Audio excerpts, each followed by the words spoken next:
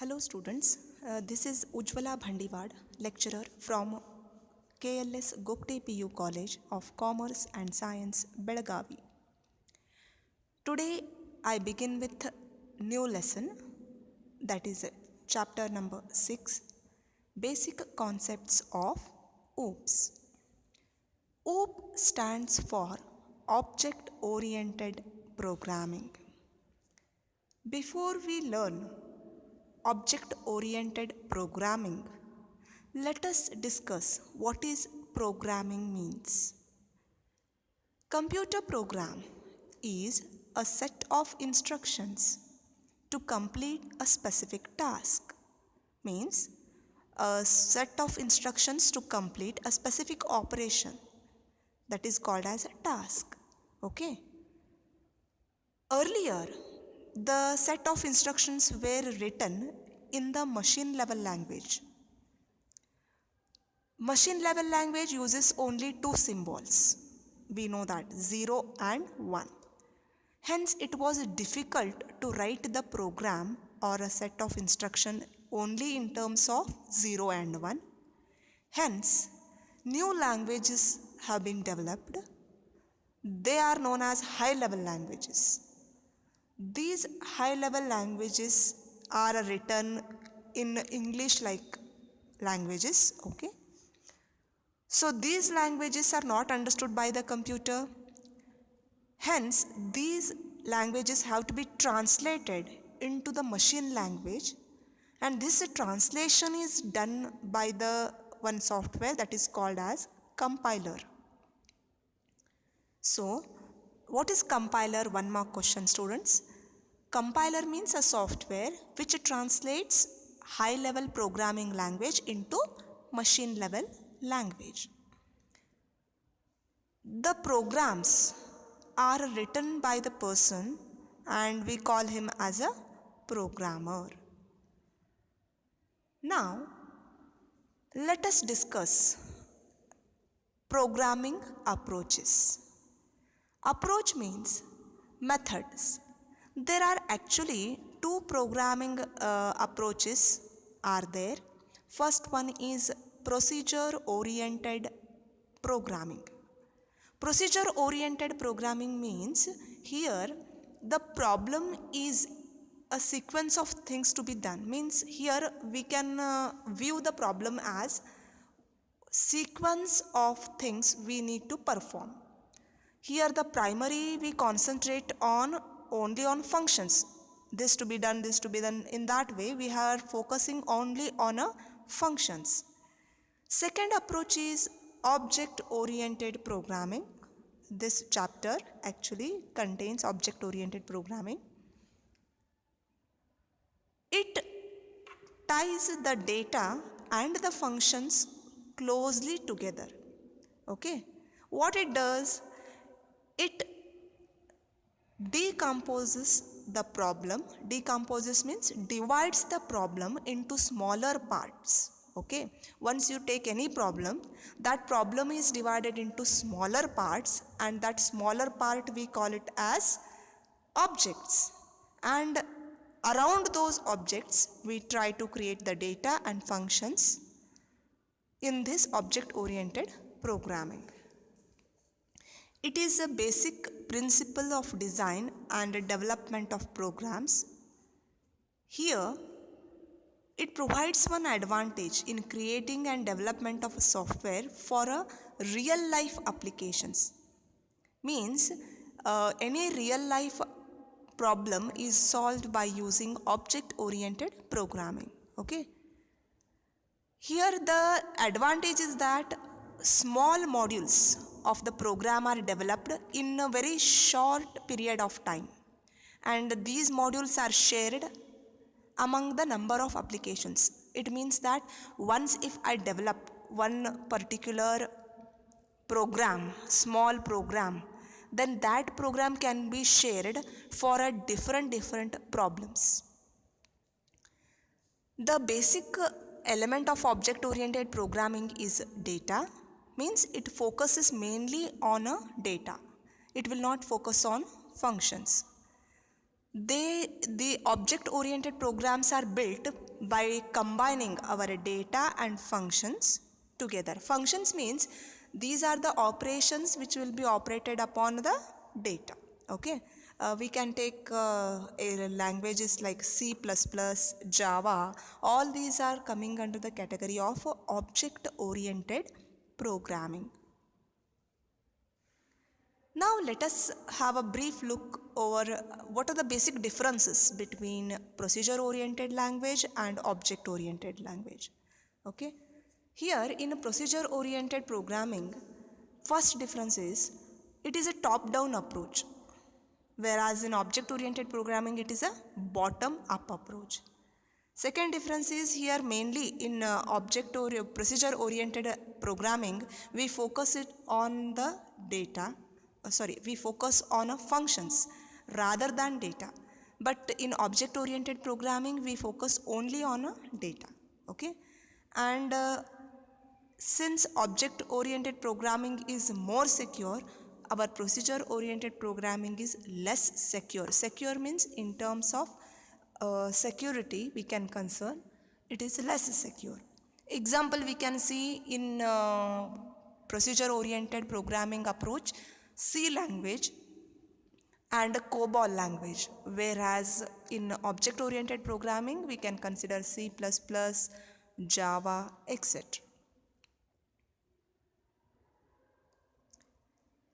In this chapter, we are going to learn the characteristics of object-oriented programming. This is important for 5 marks point of view. 5 mark question it is, explain the characteristics of object-oriented programming. Okay, here I have listed, let us learn them one by one.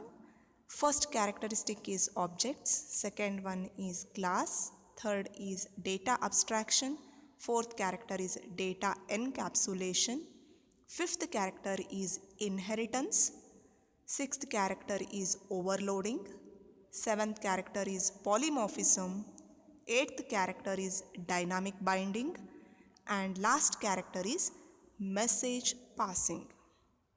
So, if they are asking for 5 mark, we need to list them. These things are listed here for 1 mark.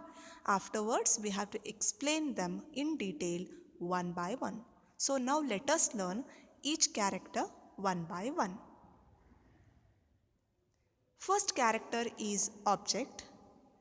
An object represents a person, a place, or a table of data. Okay, these are the basic building block while designing any program. Every object we consider, okay, it should belongs to some specific or a particular class. Okay, let us consider one real world example.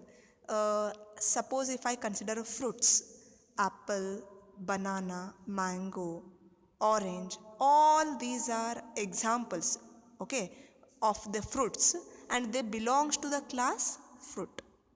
Means here objects are apple, mango and banana, whereas they belongs to the class fruit.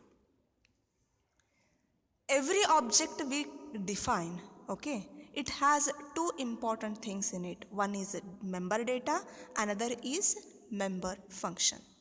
So whenever while creating the program, we create the object, it should contains the member data and member functions. Okay, here in this diagram we have shown one object. For example, say student. If I take an object as a student, it has a member data. For example, what are the member data? Name, registration number, or their roll number of the student. Okay, it may be their address, email ID, age. All these things will come into the member data. Okay, then what are the member functions? Member functions means get data as well as display. Means these are the functions. See, we have to recognize the function with the round brackets I have told. So hence get data and display are the member functions. These two functions are operated upon the data available on the student object. So in this diagram we have taken one example as student, which has got member data as well as member function. Now let us go to the next characteristic, that is class. What is class? A class is a group of objects having similar characteristics. Means, for example, suppose if I have one class and it cannot have objects of different objects, means object should belongs to that particular class only. Okay. For example, suppose I consider planets, sun, moon. All these are belongings to the only one class, that is solar system. Okay. So let me take one more real world example here. Suppose I take one particular class, say for example car. Car has its own properties and it has got its own methods. Properties means member data, methods means member functions. Every car has got its own property, its own member functions. Okay. So in this class I take two objects. Which are they? I have taken here Alto car. One more is Ford car. Whether it is a Alto car or Ford car, it has its own data member and it has its own member functions, which I have represented here as properties and methods. So these two objects belonging to same class. Which class? That is called as car. So here car is a class, whereas objects are Alto and Ford. Next characteristic is data abstraction. This is very important. For example, let me define what is data abstraction means. Abstraction means the process of representing essential features without including background details or explanations. See, for example, suppose if I take example as a mobile. We usually take the mobile, we click the photos, various images we capture. Okay. Here how the data abstraction means refers to, we click the photos here by using the mobile, but we are not going in detail what resolution of picture we are taking, what is the brightness level. All these details are background details, and without these background details we are just clicking the images, and this characteristic we call it as data abstraction. One more example in this case we can consider is a man driving the car. Okay, the man only knows pressing the accelerator will increase the speed of the car and pressing the brake will stop the car.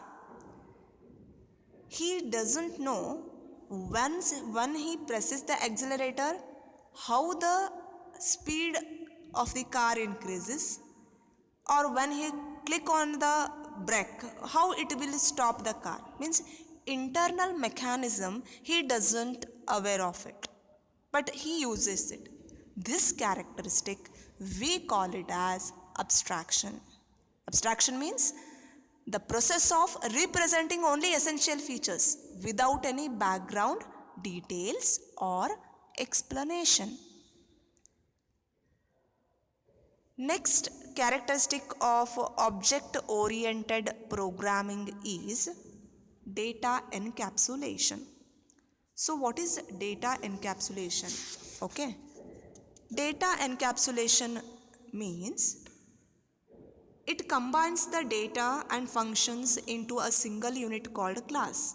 Okay. Here, this data encapsulation means what? We are combining the data and member function into one unit. The data and functions are not accessed, okay, directly by any other outside methods. Means what?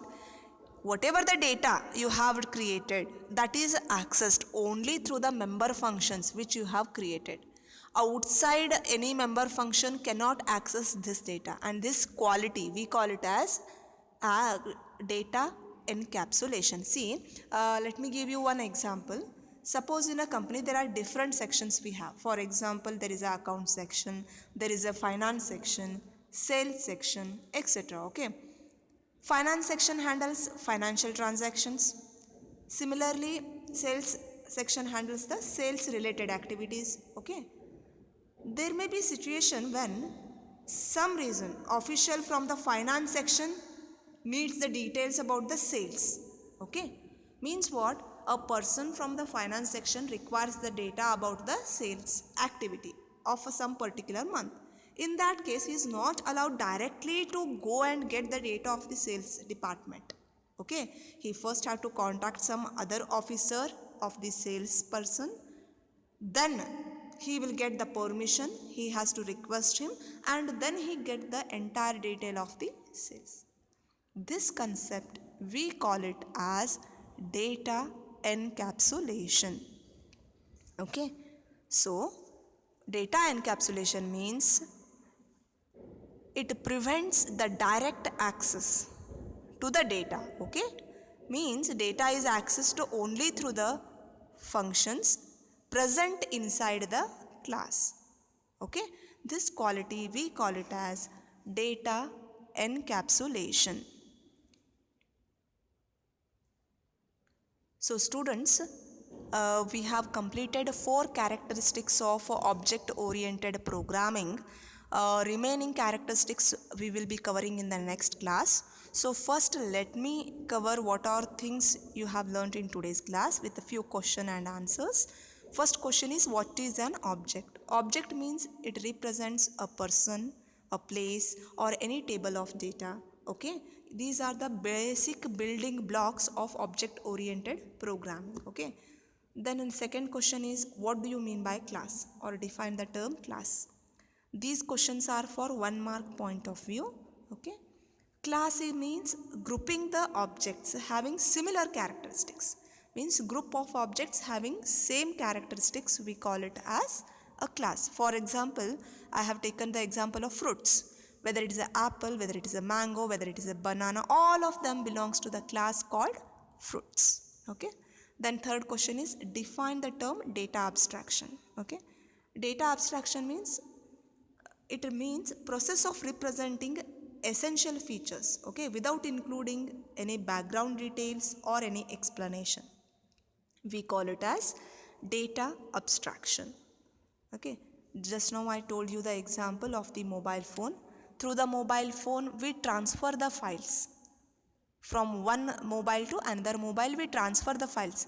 But we are not aware how the data is traveling from one mobile station to another mobile station, and then it reaches to the user's mobile, and how it will be saved. We are not knowing the background details. Just we here click the file and we send the file to the next mobile. This quality we call it as the data abstraction. Okay. Fourth question is, write the difference between procedural programming and object-oriented programming. As already I have discussed, for 2 to 3 marks this question may be asked.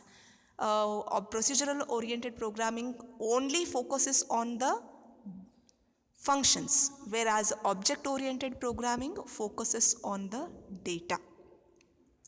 Procedural oriented programming is top-down approach, whereas object-oriented programming is bottom-up approach. Okay. Example for procedural oriented programming languages are C language, COBOL language, etc. Whereas in object-oriented programming, we can give C++ language, Java language, etc. Okay. So students, here today we started with the new chapter, that is object-oriented programming. We have learnt 4 characteristics of object-oriented programming, and remaining characteristics we will be covering in the next class. Okay. So thank you students.